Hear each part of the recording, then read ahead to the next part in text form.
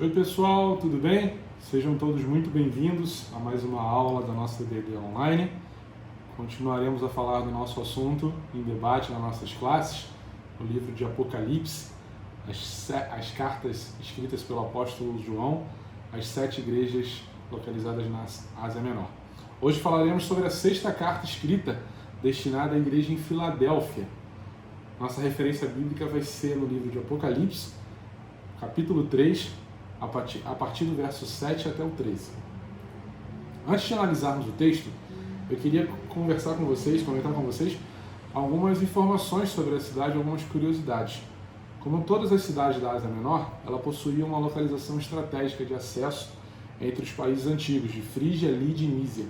Ela foi fundada pelo rei de Pérgamo, Átalo, cerca de 140 anos antes de Cristo. Ela se destacava pela produção de uvas e o povo especialmente honrava Dionísio, que era considerado o deus grego do vinho. Filadélfia, infelizmente, foi destruída por um terremoto 17 anos depois de Cristo e após várias reconstruções, hoje a cidade que fica localizada naquela região é chamada de Alaşehir, localizada no país da Turquia.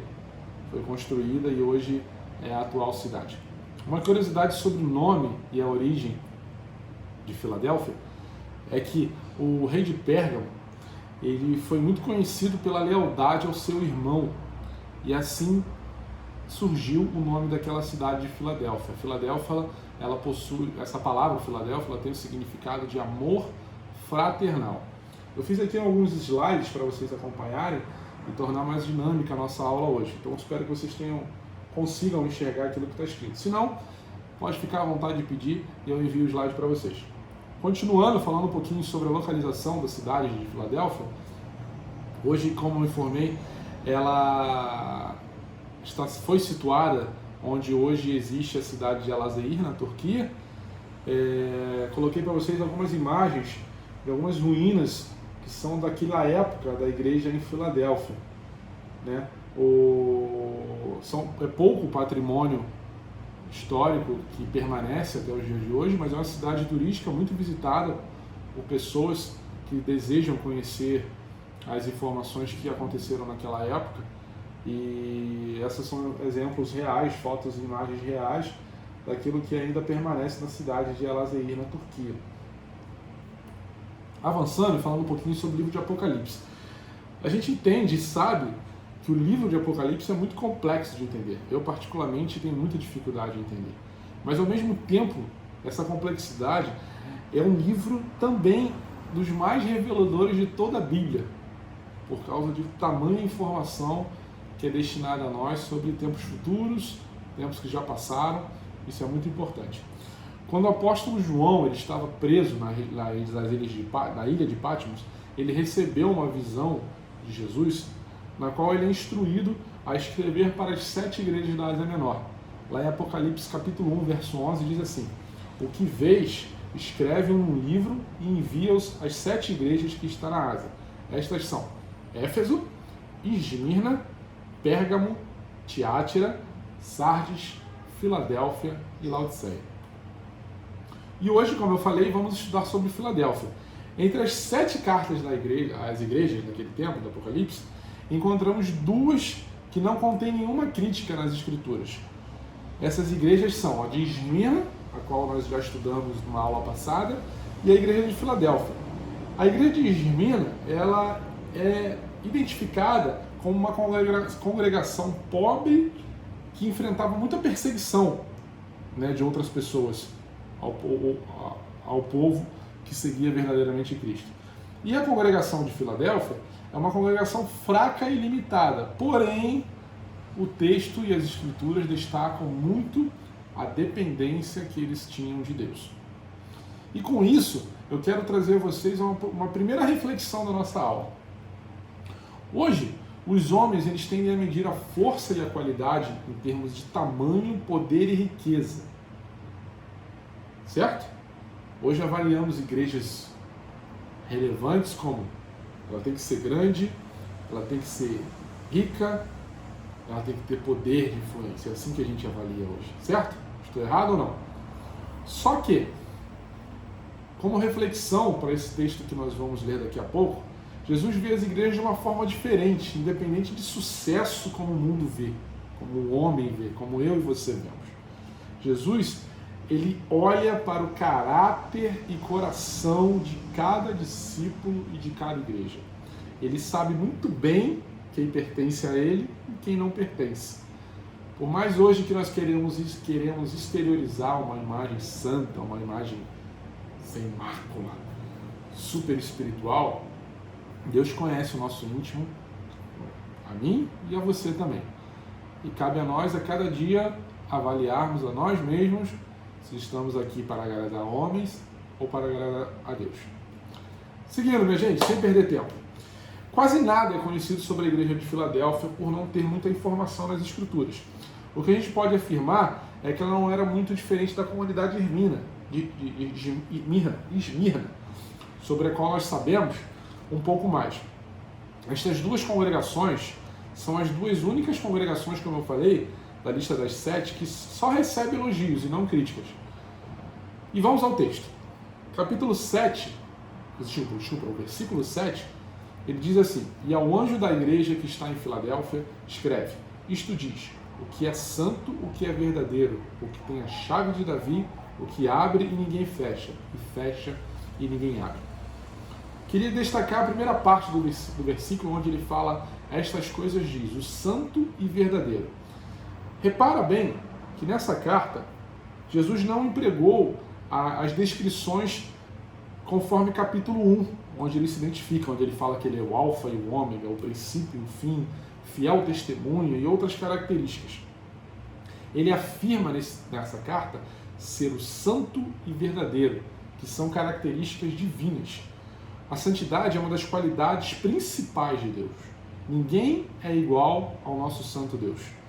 A palavra verdadeiro é usada frequentemente no Novo Testamento, especialmente nos livros de João, em referência a Deus Pai e Filho.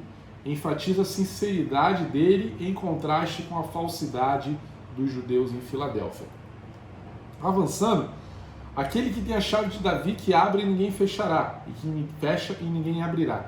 Esta linguagem ela vem de Isaías 22, onde a autoridade sobre Jerusalém, sobre Judá, é transferida a Eliaquim. A chave ela representa autoridade e poder. Jesus, como descendente real de Davi, controla o acesso ao reino de Deus.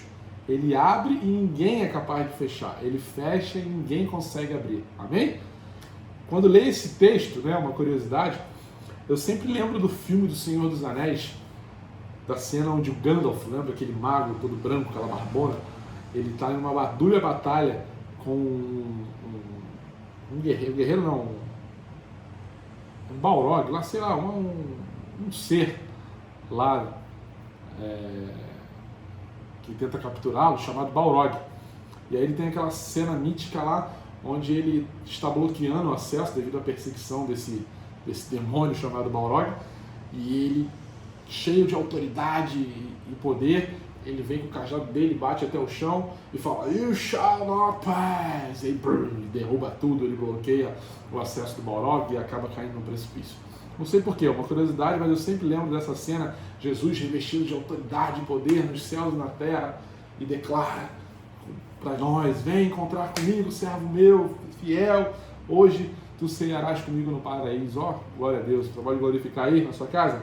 Glória a Deus. Versículo 8. Conheço as tuas obras, eis que diante de ti pus uma porta aberta e ninguém a pode fechar.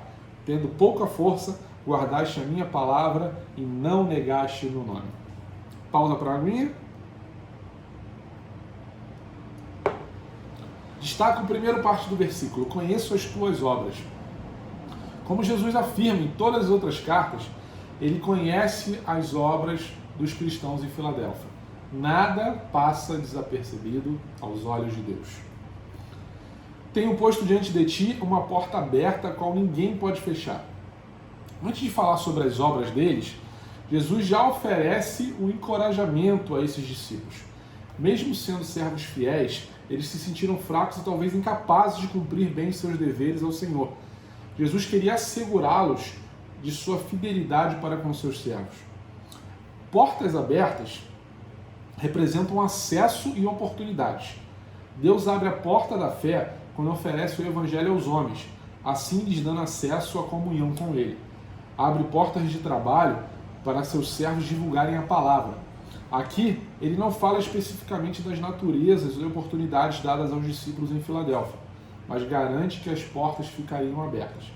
E hoje, quando Deus abre portas de oportunidade para nós temos aproveitado? Segunda reflexão da nossa aula. Que tens pouca força, também dizendo no verso 8. Fraqueza nem sempre sugere pecado, né? Hoje observamos uma pessoa fraca na fé, né? Automaticamente já dizemos que ela está em pecado, está cometendo algum ato falho que desagrada o coração de Deus. Só que Jesus ele não condena essa igreja por nenhum erro, mas diz que ela tinha pouca força. Pode ser que fossem poucos em número, ou de outra maneira tinham capacidade limitada em determinadas áreas, né, de desempenho. Quando reconhecemos as nossas próprias limitações e fraquezas, é aí que devemos confiar mais em Deus e depender da sua força. Entretanto, guardaste a minha palavra e não negaste o meu nome. Apesar de suas limitações, a igreja em Filadélfia se mantinha fiel. Muito importante isso. Ela guardava a palavra de Jesus fielmente em seu coração e nas suas práticas. Ele veio ao mundo e revelou a sua palavra que nos julgará no último dia. Esta nova aliança entrou em vigor após a morte de Jesus. Devemos obedecer à perfeita lei da liberdade que Jesus nos deu. Eles defendiam o nome de Jesus e não o negaram. E hoje, você tem defendido o nome de Jesus? Defendido no seu trabalho, defendido na sua faculdade, defendido na sua escola, defendido no seu dia a dia, defendido perante a sua família? É importante a reflexão. Versículo 9. Eis que eu farei aos da sinagoga de Satanás, aos que se dizem judeus, e não são, mas mentem. Eis que eu farei que venham e adorem prostrados aos teus pés, e saibam que eu te amo. A sinagoga de Satanás, palavra forte isso, né? E definitivamente havia uma sinagoga de Satanás naquela cidade. Era uma congregação de falsos judeus que também existia em Esmirna. Lá no capítulo 2, verso 9, fala sobre isso. A gente sabe que no livro de Atos, que as primeiras perseguições da igreja, tanto em Jerusalém como na Ásia, foram feitas pelos próprios judeus aos cristãos daquela época.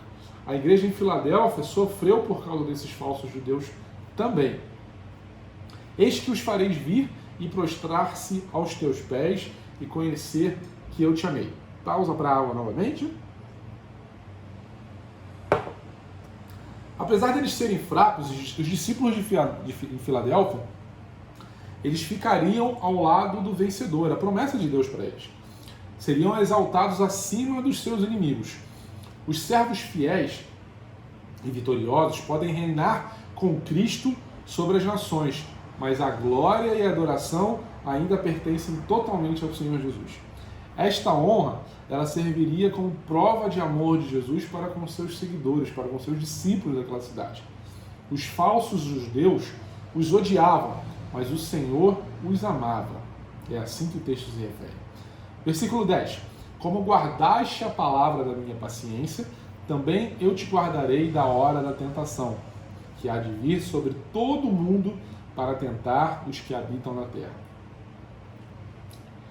Destaco algo claro, porque guardaste a palavra da minha perseverança.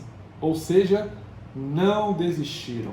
E isso é para você e para mim também. Não desista. Permaneça firme no Senhor Jesus e nas suas promessas. Porque a nossa recompensa, um dia, será estar com o nosso Jesus. Creia. Você crê? Eu te guardarei da hora da provação que há de vir sobre o mundo inteiro, para experimentar os que habitam sobre a terra. Os discípulos em Filadélfia seriam guardados num período de provação que afligiria o mundo. Pode ser uma referência à perseguição que começou no reinado Domiciano e que causou terrível sofrimento e a morte de centenas de milhares de pessoas. Independente da natureza específica desta provação, Jesus prometeu proteção àquele povo, àquela cidade. Porém, mas não isenção de sofrimento aos fiéis em Filadélfia. Mesmo assim, ainda precisariam conservar o que tinham, conforme a gente vai ler agora no verso 11. Eis que venho sem demora, guarda o que tens, para que ninguém tome a sua coroa. Venho sem demora. A vinda de Jesus é algo que gera expectativa no nosso coração. E a vinda de Jesus, ela traria um alívio para os servos que sofriam pelo nome dele. E castigo terrível para os perseguidores imundos. Para a maioria, em Sardes, seria um dia de angústia, conforme está escrito lá no capítulo 3, verso 3. Para os cristãos em Filadélfia, seria um dia de alívio. Como um dia vai ser para mim e para você também. Conserva o que tens para que ninguém tome a tua coroa. A segunda parte do versículo 11. Depois de tudo que Jesus fez e prometeu, os cristãos em Filadélfia ainda teriam que fazer a sua parte. Ainda enfrentariam tentações e correriam o risco de perder tudo aquilo que haviam alcançado. Mesmo os servos mais fiéis precisam vigiar e permanecer fiéis até o fim. Isso serve de aprendizado e orientação para mim e para você também. Versículo 12. A quem vencer, eu farei coluna no templo do meu Deus, e dele nunca sairá. E escreverei sobre ele o nome do meu Deus, e o nome da cidade do meu Deus, a Nova Jerusalém, que desce do céu do meu Deus, e também o meu novo nome. Ao vencedor, faloei coluna no santuário do meu Deus. O que significa isso? As colunas de Filadélfia racharam e caíram durante o terremoto, como eu mencionei, quando a cidade foi destruída.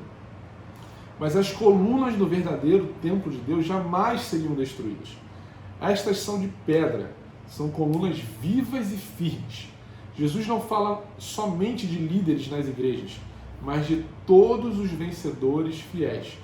Os discípulos do Senhor são ao mesmo tempo pedras vivas e sacerdotes, conforme diz lá em 1 Pedro.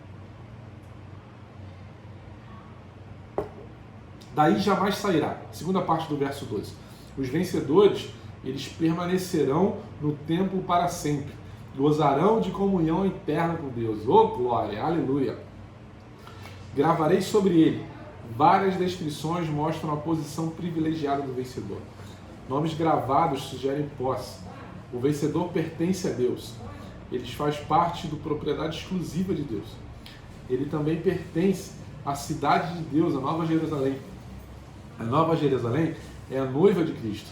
O vencedor, ele faz parte da noiva, da igreja que pertence somente a Jesus. Ele recebe também o nome de Cristo. Jesus confessará abertamente os nomes dos seus servos, conforme diz lá em Mateus 10, 32. E por último, versículo 13, quem tem ouvidos, ouça o que o Espírito diz às igrejas. Quem tem ouvidos, ouça. Jesus viria logo para castigar e salvar. É importante ouvir a sua mensagem e estar preparado. E para concluirmos esse estudo sobre igreja, sobre a igreja em Filadélfia, como identificar uma boa igreja? Seria a maior, a mais ativa, a mais conhecida, a mais rica? Certamente Jesus julga por critérios diferentes dos nossos. Ele pode ver uma igreja pobre ou fraca como uma congregação fiel, dedicada e perseverante. Ao invés de tentar impressionar os homens, devemos nos dedicar ao desenvolvimento do caráter que agrada a Deus. Então eu espero que esse estudo tenha abençoado a sua vida, como tem abençoado a minha, e que gere uma mudança de realidade, de cultura, de comportamento para mim e para você. Chega de agradar a homens. Vamos focar o nosso coração, focar a nossa vida em agradar e nos aperfeiçoar cada vez mais para Deus. Fica com Jesus, Deus te abençoe, um ótimo domingo e até semana que vem, na próxima aula, onde falaremos sobre a igreja em Laodiceia. Um abraço, fica com Jesus. Tchau, tchau.